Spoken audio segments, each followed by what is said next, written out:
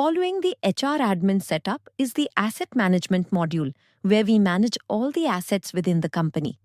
This module includes 3 submodules: asset types, assets, and asset return. First is asset types, where we can view a list of all the different types of assets available in the company, showing the specific asset name, branch, and its status.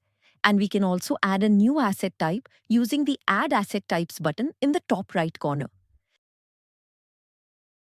Second is assets, which displays a complete list of all company assets along with details like the asset name, its type, whether it is working or not, if it is available or assigned to someone, and we can use the Add Asset button at the top right corner to add any new asset.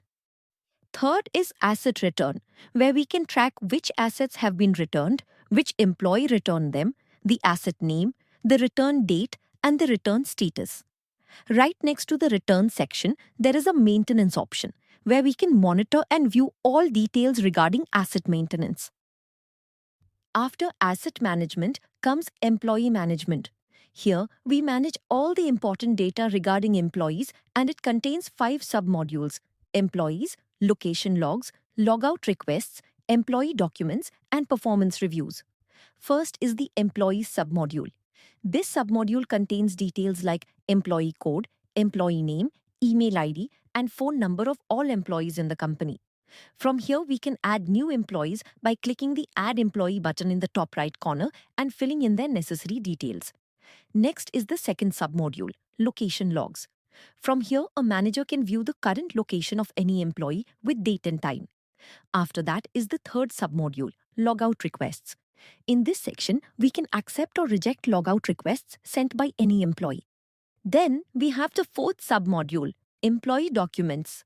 Here, we can upload, view, and download important documents of any employee, such as their Aadhaar card, PAN card, resume, and other essential paperwork. Finally, the fifth submodule is Performance Reviews. From here, we can check the performance review of any employee with the department they belong and reviewer of the employee, rating of the employee, review stage, and the review date. After employee management comes user management. In this module, there is only one submodule called users.